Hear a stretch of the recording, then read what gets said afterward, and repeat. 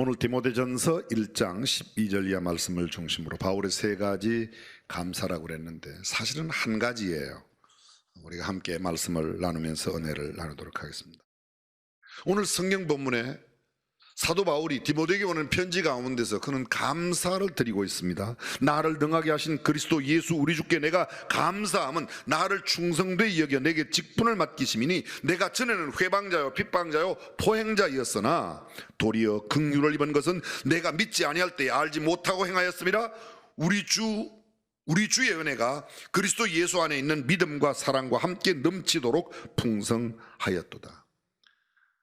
바울이 디모데에게 보내는 편지입니다. 우리는 이미 잘 알고 있습니다. 에베소에 3년 동안 사역하고 떠날 때 그의 후임으로 남겨둔 젊은 사역자 디모데. 바울은 이후 모든 전도여행이 끝나고 로마의 감옥에 투옥됩니다. 감옥에서 투옥되다가 잠시 풀려나 다시금 전도여행을 하는 중에 사역을 하고 있는 디모데에게 보내는 편지, 그의 첫 번째 편지 디모데전서입니다. 후에 다시 감옥에 들어가 바울은 나오지 못하고 그곳에서 단두대의 이슬로 처형을 당해 순교를 당합니다. 그때 순교 직전에 보낸 편지가 디모데후서입니다. 근데 이 디모데전서 1장에서 바울이 이렇게 말하고 있습니다. 자신의 인생에 역사하신 하나님의 은혜와 긍휼과 섭리, 하나님의 권능과 능력에 대한 감사하는 내용을 적고 있습니다. 이미도 말씀드렸지만 오늘의 제목이 바울의 세 가지 감사, 아니 은밀하게 말하면 세 가지 감사가 아니라 한 가지로 되어 있습니다. 나를 능하게 하신 주님께 감사, 나를 충성되게 여기신 그런 하나님께 감사, 나에게 직분을 맡기신 하나님께 감사. 이렇게 말하면 세 가지만 사실은 하나입니다. 나를 능하게 하시고 나를 충성되게 보셔서 나에게 직분을 맡기신 그분께 감사한다, 그런 내용입니다. 다시 보십시오. 나를 능하게 하시고 나에게 직분을 맡겨주셨다. 내가 감사하지 않을 수 없다. 나를 능하게 하신, 무능한 나에게, 아니 사실 무능한 정도가 아니라 회방자요 핍박자요 포행자였던 나를 하나님께서 은혜로 구원하여 하나님의 자녀로 삼아주신 그 놀라운 은혜. 회방자가 어떤 사람입니까? 헐뜯어버리고 비방하는 사람, 방해하는 사람, 핍박하는 사람, 바싹 죄어서 몹시 괴롭게 하는 사람. 포행자, 사나울 폭자, 행할 행자, 사람 자자, 아주 사납게 행동하는 사람입니다. 우리가 이미 잘 알고 있습니다. 사도행전 9장 1절 이하에 보게 되면 살기가 등등한 사울이 다메섹에 있는 믿음의 형제를 잡기 위하여 떠나는 장면, 성경은 이렇게 기록합니다. 사울이 주의 제자들을 대하여 여전히 위협과 살기가 등등하여 대제사장에게 가서 다메섹 여러 회당에 갈 공문을 청하니 이는 그 도를 좇는 사람을 만나면 물론 남녀하고 결박하여 예루살렘으로 잡아오려 함이라. 예루살렘에서 떠나는 겁니다. 어디로요? 다메섹으로. 다메섹이 지금의 다마스커스입니다. 다마스커스. 이라크에 있는 다마스커스. 500km가 넘습니다. 여러분 주변에 있는 예수 믿는 사람 박해하는 게 아니고 500km가 넘는 이방 나라에, 다른 나라에, 무슨 인터폴도 아니지 않습니까? 그런데 이런 경찰관도 아닌 사람이 예수 믿는 사람들을 잡아 핍박하기 위하여 이웃 나라에까지 가고 있다는 겁니다. 사도행전 22장에서 그가 천부장 앞에, 유대의 백성들 앞에서 히브리 말로 유창하게 하는 또 자신의 고백 가운데 이렇게 말합니다. 내가 이 돌을 핍박하여 사람을 죽이기까지 하고 남녀를 결박하여 옥에 넘겼노니, 내가 이 돌을 섬기는 사람을 어떻게 해요? 죽이기까지 하고. 사울이 그런 사람이었습니다. 사도행전 26장 9절 이하에 그가 아그리빠 왕 앞에서 또 한 번 자신의 회심의 이야기를 합니다. 그는 이렇게 고백합니다. 나도 나사렛 예수의 이름을 대적하여 범사를 행하여야 될 줄 스스로 생각하고 많은 성도들을 옥에 가두며 또 죽일 때에 내가 가편 투표를 하였고 또 모든 회당에서 여러 번 형벌하여 강제로 모독하는 말을 하게 하고 저희를 대하여 심히 격분하여 외국 성까지 가서 핍박하였고. 바울은 이렇게 말하고 있습니다. 내가 예수 그리스도의 이름을 대적해서 범사를 행해야 될 줄로 생각하고 많은 성도를 옥에 가두었다. 죽일 때의 가편투표가 뭐냐? 이 사람 죽일까요? 살릴까요? 죽여라. 예수 믿는 사람이니까 죽여라는데 가한 데다 표를 던졌다는 겁니다. 그때는 조개 껍질을 들고 그 조개 껍질을 던지는데, 죽이면 안 되는 사람 이쪽에 던지세요. 죽여도 된다고 생각하는 사람 이쪽에 던지세요. 그는 가한 편에, 죽여도 된다는 쪽에 자기가 들고 있는 사내들인 의회의 의원으로서의 한 표를 그곳으로 던졌다는 겁니다. 모든 회당에서 여러 번 형벌하여 강제로 모독하는 말을 하게 하고 예수님 욕해봐라, 그런 걸 시켰다는 겁니다. 회당에서. 누가요? 바울이 옛날에 그런 사람이었습니다. 우리가 잘 알고 있는 사도행전 7장에 보게 되면 스데반의 순교가 나타납니다. 초대교회 7 집사 가운데 첫 번 스데반, 빌립, 프로고로, 니가노로, 디몬, 바메나, 그 다음에 니골라, 7명의 집사 가운데 첫 번째 스데반 집사가 순교하는 장면에 그 스데반의 순교에 가편 투표를 던지고, 우리가 잘 알고 있습니다. 스데반이 죽는 그 장면에 보면 많은 사람들이 그들의 겉옷을 벗어, 그 많은 사람들은 지금 스데반을 돌로 치는 사람들인데 그 사람들이 겉옷을 벗어 사울이라는 청년의 발 앞에 두니라. 그 말은 이 사람의 죽음에 대해서 내가 책임질 테니 여러분들의 겉옷을 내 앞에 던지세요. 사울이 그 겉옷을 다 맡았던 사람. 8장 1절은 이렇게 말합니다. 사울이 그의 죽임 당함을 마땅히 여기더라.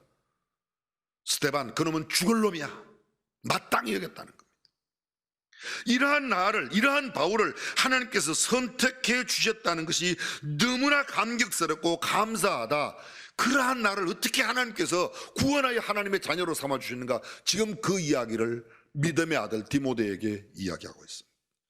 실로 그렇지 않습니까? 세상에 나보다 훌륭하고 멋지고 잘생긴 사람 얼마든지 많이 있습니다. 가문 좋은 사람 많이 있습니다. 많이 배운 사람 있습니다. 부귀를 가진 사람, 높은 지위에 있는 사람, 머리 좋은 사람, 노래 잘하고 똑똑한 사람, 예술 잘하는 사람, 지적이고 매력적인 사람, 스마트한 사람, 지혜로운 사람, 너그럽고 부드러운 사람, 아름다운 사람, 싹싹한 사람, 사랑스럽고 귀엽고 차밍하고 브라이런트하고 아주 인간다운 사람 얼마나 많이 있는지.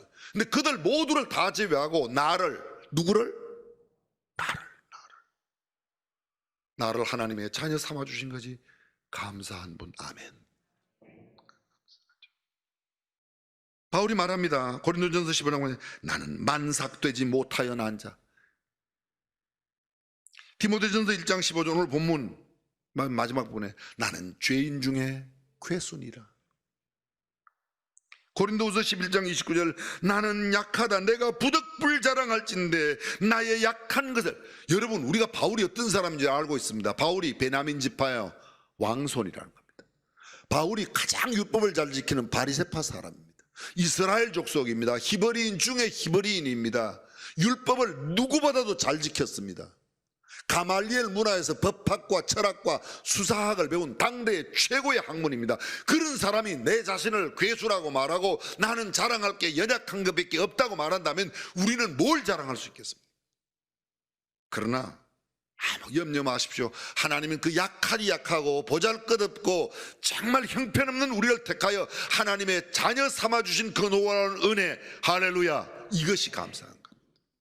고린도전서 1장 26절을 이하에 바울이 고린도 교회에 편지를 보내면서 이렇게 말합니다. 형제들아 너희를 부르심을 보라. 육체를 따라 지혜 있는 자가 많지 아니하며 능한 자가 많지 아니하며 문벌 좋은 자가 많지 아니하는도다. 그러나 하나님께서 세상에 미련한 것들을 택하사 지혜 있는 자들을 부끄럽게 하시려고 세상에 약한 것들을 택하사 강한 것들을 부끄럽게 하려 하심에 하나님께서 세상에 천한 것들과 멸시받는 것들과 없는 것들을 택하사 있는 것들을 폐하려 하시나니 이는 아무 육체라도 하나님 앞에서 자랑하지 못하게 하려 하심이라. 그렇습니다. 나를 능하게 하신 하나님께 감사하는 저와 여러분이 되시기를 주님의 이름으로 축원합니다. 우리가 문벌이 좋아서 가진 게 많아서 배운 게 있어서 뭐가 잘나고 매력적인 게 있어서가 아니라 형편없지만 하나님께서 우리를 고르시고 또 뽑으시고 아니 만세전에 우리를 예정하시고 불러 구원하신 은혜, 할렐루야, 이것이 하나님의 은혜라는 것. 다시 본문으로 가보시죠. 나를 능하게 하신 그리스도 예수 우리 주께 감사하면 나를 충성되이 여겨. 여러분 정말 충성스러운, 하나님 앞에 충성스러운 사람이세요? 우리는 충성스럽지 못해요. 그런데 충성스럽지 않음에도 불구하고, 충성스러운 사람이 아님에도, 충성이 없는 사람임에도 불구하고 하나님은 우리를 충성스럽게 봐주시는 겁니다. 충성되지 않은 나를 충성된 자로 보셨다는 겁니다. 여러분 성경 속에 있는 중요한 진리 가운데 믿음으로써 의롭다 칭함을 받는다. 이신칭의라는 교리가 있습니다. 율법의 행함으로 구원받는 게 아니라 믿음으로 구원받는다. 그래서 믿음으로써 의롭다 칭함을 받는다. 이신칭의 또는 이신득구, 믿음으로써 구원을 얻는다는 겁니다. 자, 여쭤보겠습니다. 우리가 믿으면 의인이 됩니까? 아니면 믿으면 하나님께서 우리를 의롭다고 칭하여 주시는 겁니까? 객관식으로 우리가 예수를 믿으면 하나님께서 예수를 믿고 나서도 여전히 의롭지 못한데 믿고 나면, 예수를 믿으면 우리를 의롭다고 하나님께서 보아주시는 거예요? 우리가 예수 믿으면 불의한 사람이 의롭게 바뀌는 거예요? 앞에 게 1번, 뒤에 게 2번. 그렇죠. 예수 믿고 나서도 거짓말도 잘하고, 예수 믿고 나서도 욕도 잘하고, 예수 믿고 나서도 미운 마음이 들고, 예수 믿고 나서도 못된 짓 많이 합니다. 속이고, 돈만 생기면 거짓말도 잘하고. 남의 이야기처럼 듣지 마세요. 다 그게 내 이야기니까. 누구 이야기라고요? 고목사 이야기라니까. 고목사. 다 그게 우리의 모습이에요. 그런데 하나님께서 그렇게 보아주시는 거예요. 믿음으로 의롭다 함을 받는 것입니다. 믿음으로 의롭게 되는 것이 아닙니다. 은밀하게 말하면 믿음으로 의롭다고 칭함을 받는 겁니다. 예수를 믿으면 의인이 되는 게 아니에요. 예수 믿고 나서도 여전히 죄성 가운데 있어서 우리는 죄 가운데서 죄를 물 먹듯, 물 마시듯 마시고 밥 먹듯 먹는 그런 죄인이에요. 그런데도 하나님은 우리를 뭐요? 의롭게 보아주시는 겁니다. 예수 그리스도를 믿어 예수 그리스도의 십자가의 보혈 아래로 들어가면 하나님이 보실 때는 예수 그리스도의 보혈을 통해서 우리를 보시기 때문에 우리를 의롭다고 칭하여 주는 것이 우리가 의롭게 되는 게 아닙니다. 믿음의 조상 아브라함 이야기를 들어보십시오. 우리는 생각할 때 믿음의 조상 아브라함은 굉장히 믿음이 좋은 사람이라고 생각해요. 틀린 말이 아닙니다. 근데 믿음의 조상 아브라함을 자세히 보면 믿음이 형편없는 사람이에요. 그게 양면성이 성경에 다 나타납니다. 믿음으로 아브라함은 부르심을 받았을 때에 갈 바를 알지 못하였고 떠났다고 이렇게 말합니다. 히브리서 기자는. 근데 창세기 12장에 보게 되면 그가 갈대아 우르를 떠나서 하나님께서 지시한 땅은 어디예요? 가나안 땅인데 가나안 땅에 막바로 갔습니까? 아니에요. 하란 땅에 가서 그 아비 데라가 죽을 때까지 하란에 머물다가 그 아비 데라가 죽어 나이 75세가 되었어야 하란을 떠나 마침내 가나안에 들어갔습니다. 가나안 땅에 들어갔을 때 하나님께서 아브라함에게 내가 이 땅을 너와 내 자손에게 영원토록 주겠다고 말합니다. 그런데 영원토록 너에게 주겠다고 하는 그 땅에 흉년이 드니까 그 옛날 하나님의 약속 어디로 탁 내팽개치고 금방 애굽으로 내려가요. 그렇죠? 여러분 성경에 안 나와요? 다 나와요. 그거요. 내려가면서 또 하는 말, 나보기에 그대는 아리따운 여인이라. 아무래도 내가 내려가면 그 애굽 사람이 당신을 빼들어 갈 것 같은데 당신 앞으로 마누라라고 그러지 말고 뭐라고 그래? 누이라고 그래라. 이런 썩을 놈이 어디 있습니까? 이게 무슨 믿음의 조상입니까? 죄송합니다. 이게 지랄을 떨고 있는 거지. 그런데 성경은 아브라함을 믿음의 조상이라고 그래요. 그돌라오메를 물리치고 굉장히 위기 가운데 있었습니다. 그때 하나님이 나타나십니다. 나는 전능한 여호와다. 두려워 말라. 내가 너와 함께 하겠다. 그때 아브라함이 뭐라고 그래요? 하나님, 나 후사 없는데 우리 집에 엘리에셀 이거 내 후사하겠습니다. 내 모든 것을 상속하겠습니다. 그때 하나님께서 아니야. 네 몸에서 날짜가 너의 후사야. 아닌데요. 그냥 나는 지금 이미 아기도 못 낳습니다. 제 아내도 이미 늙었는데 애기 못 나니까 그냥 이 엘리에셀 우리 후손하겠습니다. 아니야. 근데도 애가 안 생기잖아요. 그 다음에 사라하고 쿵짝짝해서 첩 하갈을 맞이해서 이스마엘 낳습니다. 근데 이스마엘을 낳고 이스마엘이 무럭무럭 자랍니다. 아브라함 생각에 그래 이제는 첩의 소실이지만 그래도 첩실로 낳은 아들이지만 이스마엘 아들이 있다고 생각하는 겁니다. 근데 하나님께서 나타나서 야 이스마엘이 아니야. 네 몸에서 날짜가. 그때 아브라함이 하나님께 뭐라고 그러죠? 이 이스마엘이나 하나님 앞에 살게 해 주십시오. 이 이스마엘이나 살게 해달라는 거예요. 하나님은 아니야. 이스마엘이 아니야. 내 몸에서 날짜가. 하나님 제 아내가 이미 아이를 갖지 못하는 상태는 아니야. 이삭 낳는 겁니다. 여러분 이 사람이 무슨 믿음의 조상입니까? 우리는 얼른 생각할 때 이삭을 잡아들인 모리아 산을 생각하면 정말 믿음의 조상이라고 할 만하다, 믿음이 되다. 그게 금방 된 게 아닙니다. 수십 년 세월이 흘러갔습니다. 많은 우여곡절을 겪었습니다. 믿음의 사람이라고는 상상도 못하는 하나님의 언약의 땅도 함부로 떠났습니다. 아내를 누이라고 하는 일이 한 번이 아닙니다. 두 번씩이나 똑같은 것을 애굽 땅에서 그랬던 나중에 그랄 땅에서 또 그렇게 말합니다. 이게 사람이 할 짓입니까?